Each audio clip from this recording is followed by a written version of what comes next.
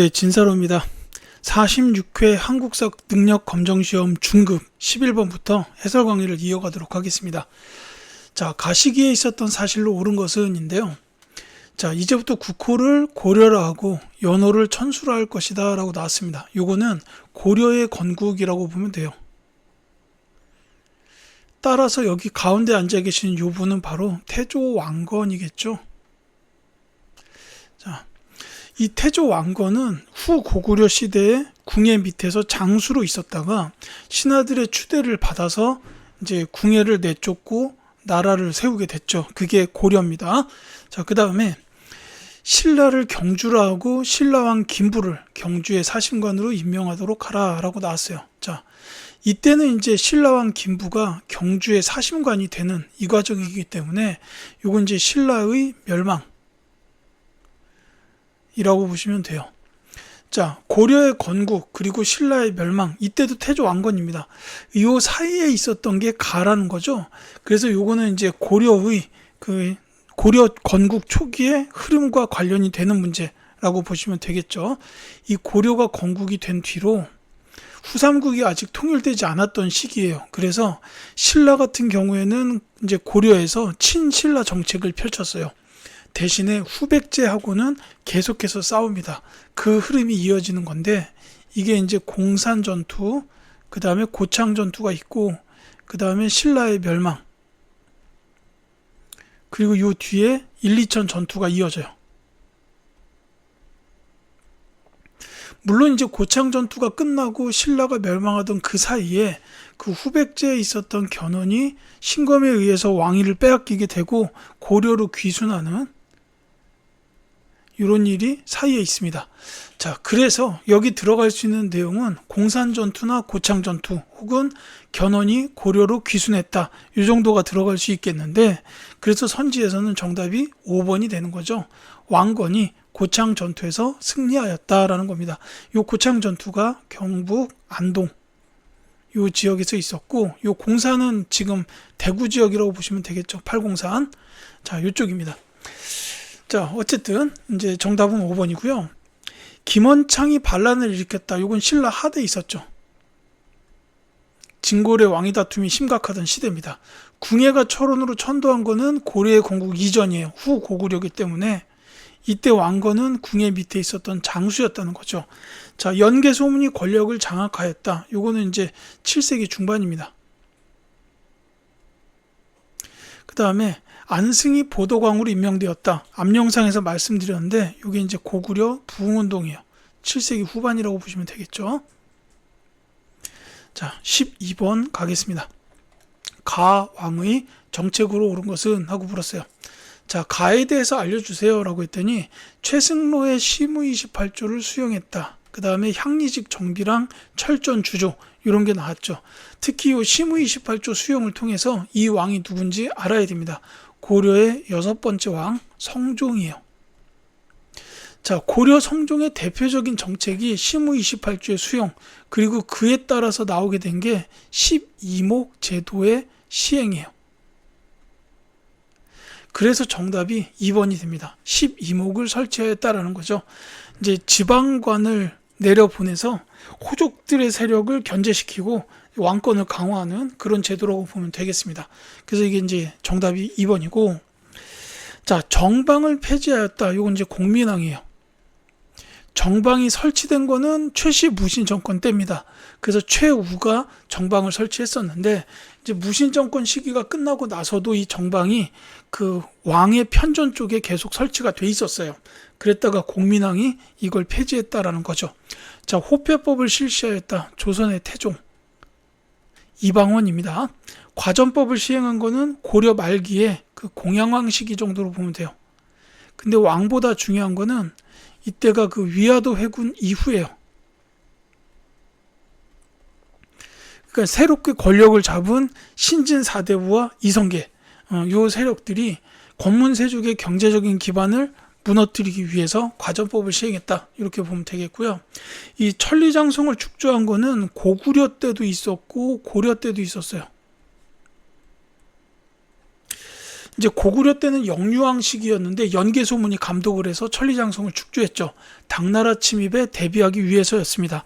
그리고 고려 시대 때는 현종 그 시기인데 거란의 침입이 끝난 이후에 국경 지역에 천리장성을 축조했었다. 이렇게 기억하시면 되겠어요. 자, 13번 가겠습니다.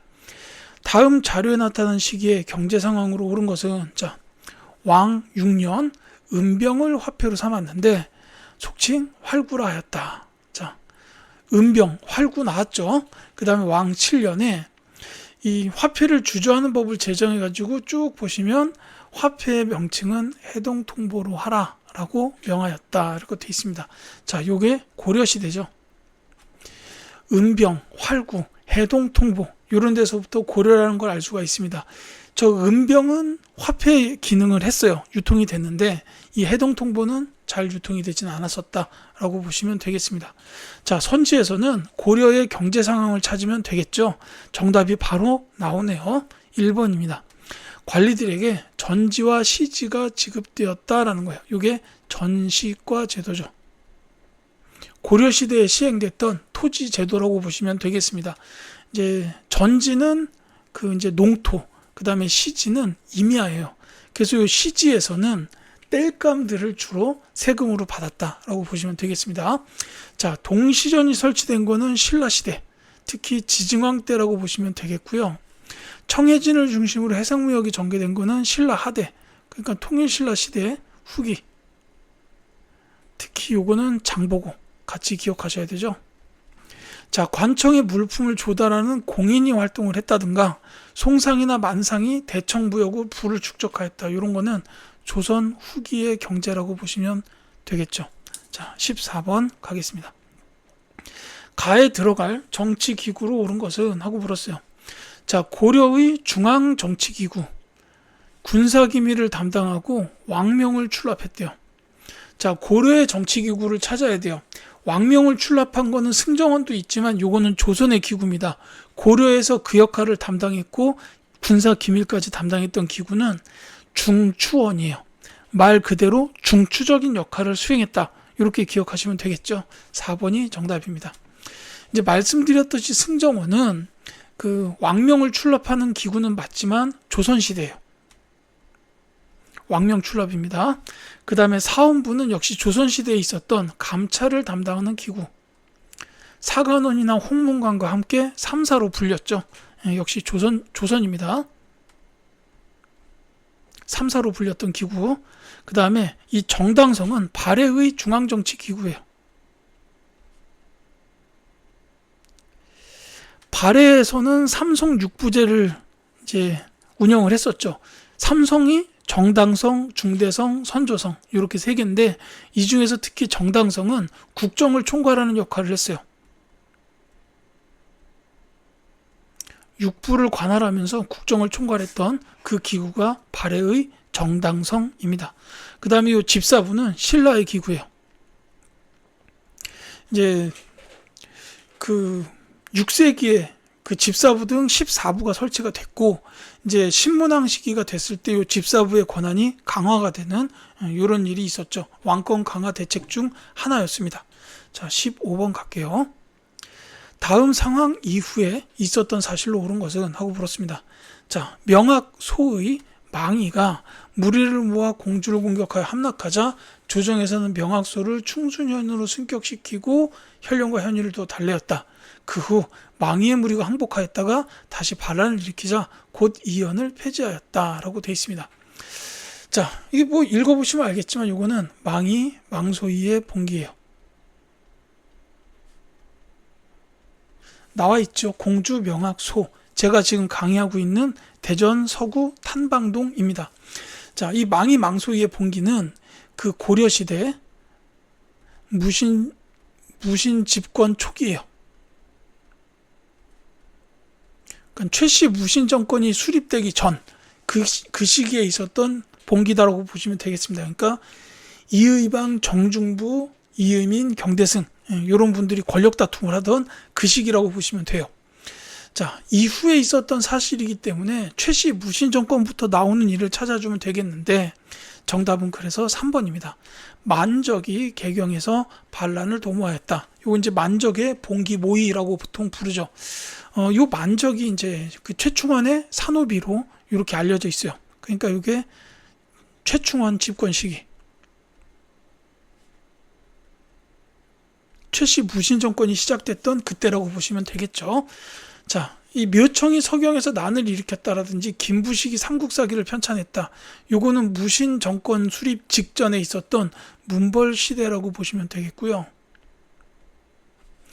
자, 신순겸이 공산전투에서 전사였다. 요거는 이제 공산전투 나왔으니까 후삼국 통일 과정 중에 있었던 전투예요. 아까 제가 뭐 김부 그 사신관 나왔을 때 말씀드렸듯이 이제 공산전투랑 고창전투가 이제 후삼국 통일 과정 중에 있었다라는 거고, 자, 이자겸이 금의 4대 요구 수용을 주장하였다. 이것도 역시 문벌시대죠.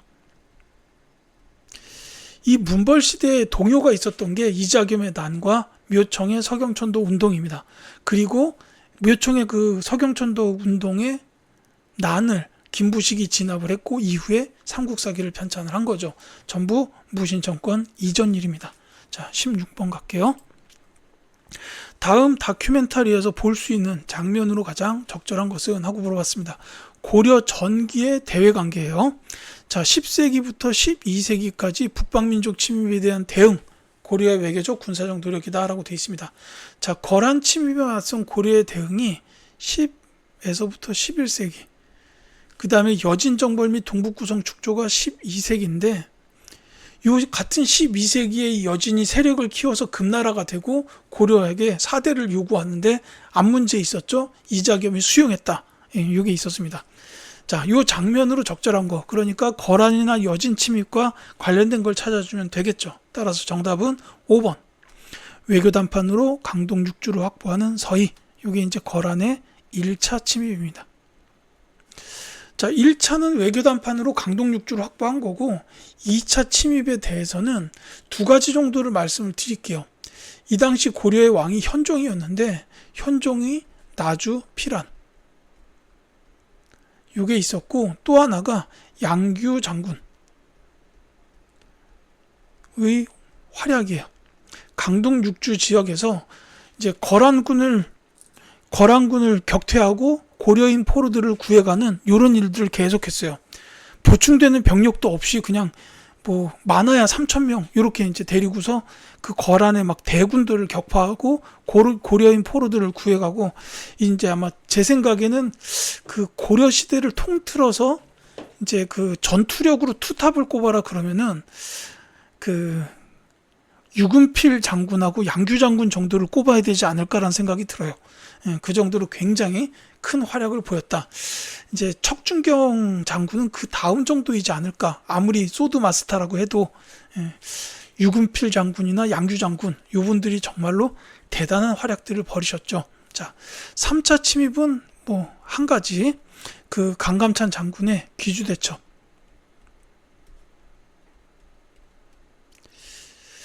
사실 이제 제가 신기한 게 그 서울 낙성대를 가보면 이제 거기 강감찬 장군의 생가가 있어요. 물론 저도 가봤고요. 근데 이 강감찬 이분은 장군이라고 불리는 것보다는 사실은 이 당시에, 그러니까는 그 현종 시대에 고려의 최고의 그 외교관이자 그 학자였어요. 그래서 외교문서를 쓸 정도의 그 글을 잘 썼던 그런 대학자인데, 이분이 갑옷을 입고 귀주를 나가서 거란을 대파했다라는, 참 대단하다는 생각은 듭니다. 뭐 요게 이제 거란 침입이고, 나온 김에 한번 정리해 봤습니다.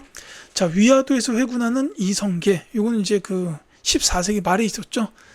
고려가 무너지는 계기가 된 사건이고, 당해 산둥반도를 공격하는 장문유, 요건 이제 발해 때, 특히 무왕 때입니다. 이 무자가 싸울 무자잖아요. 그러니까 반당 정책으로 당나라에 대항했던 시기다라고 보시면 되겠고, 자, 황산벌에서 최후의 전투를 벌이는 계획, 이건 이제 백제의 멸망하고 이어지죠.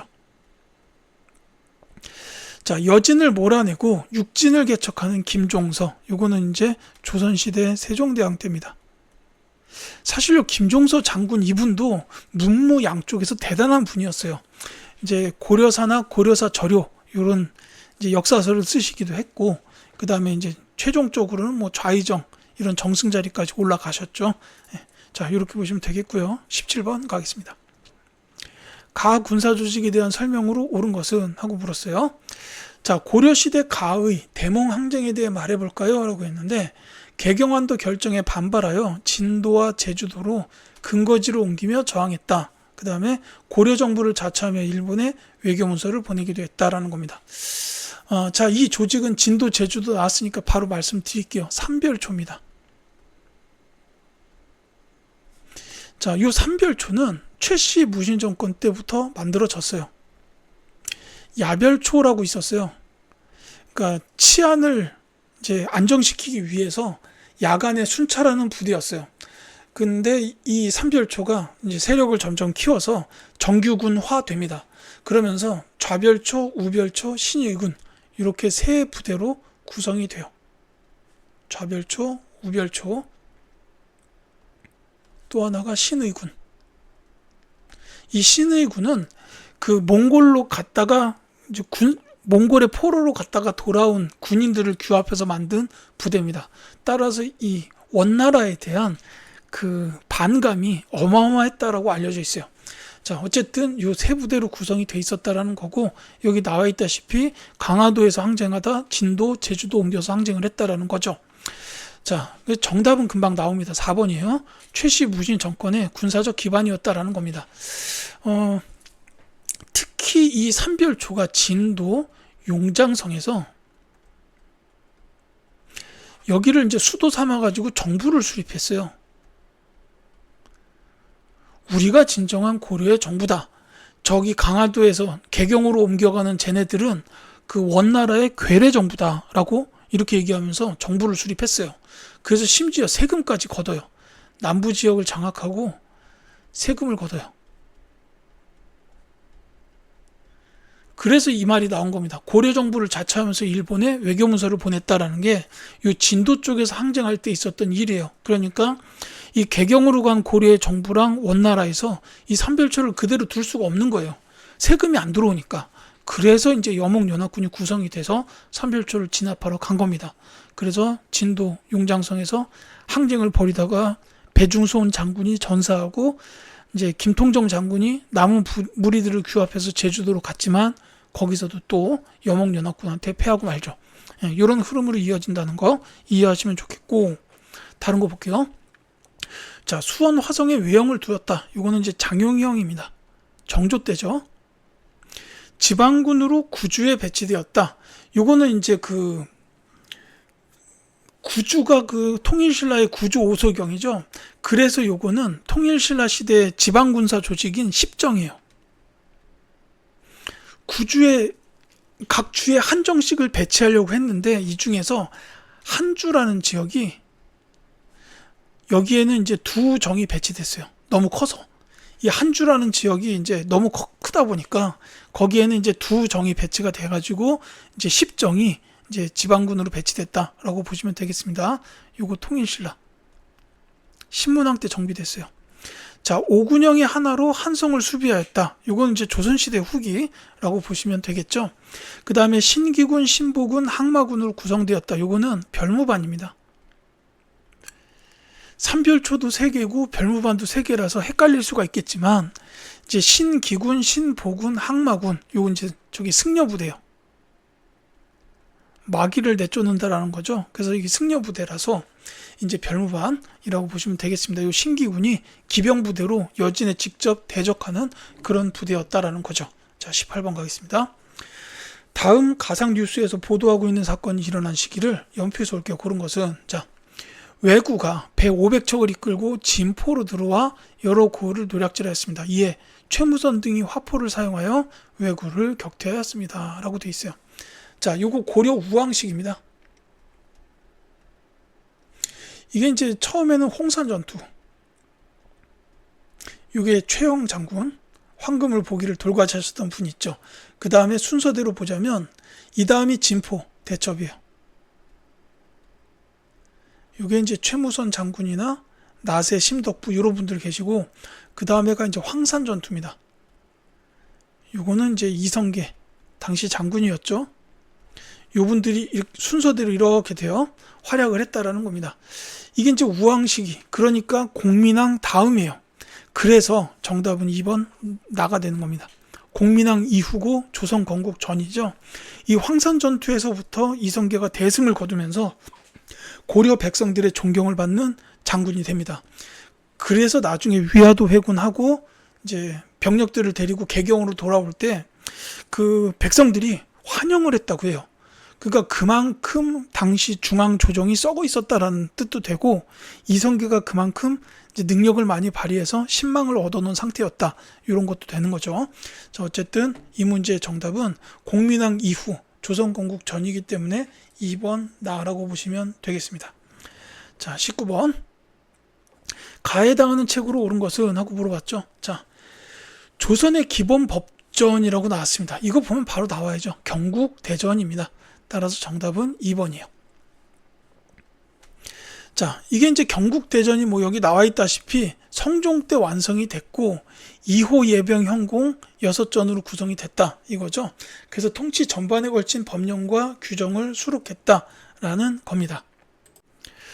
자, 그 법전에 관한 거를 조금 더 말씀을 드리자면, 이제 경국대전이 성종 때, 그 다음에 이제 나중에 속대전, 이게 이제 영조, 그리고 대전 통편, 이게 정조, 그리고 이제 대전 회통도 만들어지는데, 요거는 흥선대원군 시기예요. 요 법전 편찬된 거는 각 시기까지 해서 기억해 두시면 좋겠습니다. 자, 그 다음에 뭐 다른 거는 간단히 말씀을 드릴게요. 요 택리지, 요거는 영조 때 만들어졌던 인문 지리 서적인데, 이게 일제강점기 때도 참고할 만큼 많이 사용이 됐다는 거고, 그 다음에 요 동국통감도 성종 때 나왔어요. 다만 요거는 역사서입니다. 자, 이 목민심서는 정약용 선생이 지었죠. 그러니까 유배 생활 도중에 지으셨던 책인데, 이 목민관들이 어떻게 해야 되느냐, 그러니까 이제 그 벼슬에 오른 관리들이 이제 어떻게 해야 되는지에 대해서 쓴 책이라고 보시면 되겠고, 이 금석과안록은 추사 김정희 선생께서 쓰셨는데, 특히 기억하셔야 되는 게 이게 이제 금석학에 관련된 책이에요. 여기에 보면 북한산 비석을 갖다가 진흥왕의 순수비다라는 사실을 고증했어요.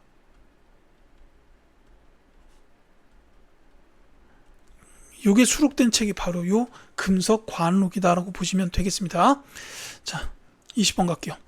다음 안내문의 댓글로 적절하지 않은 것은? 하고 물어봤습니다. 자, 15세기 조선의 과학기술 발전을 보여주는 사례 가운데 하나를 선정하여 모든 별로 작성한 보고서의 제목을 댓글로 달아주세요. 그러니까 댓글로 적절하지 않다라는 게 15세기 조선의 과학기술 발전을 보여주는 사례가 아닌 걸 찾으라는 문제예요. 이렇게 이해하시면 딱 맞겠죠. 자, 뭐 사실 어렵진 않은데 그냥 쭉 말씀드릴게요. 시간을 측정하는 기구인 앙부일구, 그 다음에 자동으로 시각을 알려주는 자경루, 요 둘 다 시계에 관련된 거죠. 이건 전부 장영실이 발명했습니다. 그렇기 때문에 15세기 조선, 맞아요, 세종대왕 때잖아요. 15세기가 세종대왕 때. 자, 그 다음에 기기도서를 참고하여 설계된 거중기, 요거는 이제 정조 시기. 특히 요거 설계하신 분이 앞에 나왔던 목민심서 쓰신 정약용인데요. 따라서 요 다가 적절하지 않은 사례가 되는 거죠. 15세기 조선의 과학기술이 아니라 요거는 이제 18세기이기 때문에 적절치 않습니다. 자, 금속 활자 인쇄 기술의 향상을 보여주는 갑인자, 역시 요 갑인자도 세종대왕 시기. 이 장영실, 이순지 요런 분들이 만들었어요. 그 다음에 한양을 기준으로 천체운동을 계산한 칠정산 내편, 요 칠정산도 세종대왕 시기죠. 그래서 다른 건 전부 다 15세기 조선의 과학기술 발전이 맞고, 이 거중기는 18세기 조선의 과학기술이라고 보시면 되겠습니다. 그래서 정답은 3번 다가 되겠죠. 자, 이렇게 보시면 되겠어요. 자, 이렇게 해서 20번까지 말씀을 드렸고요. 21번부터는 다음 영상으로 이어드리도록 하겠습니다.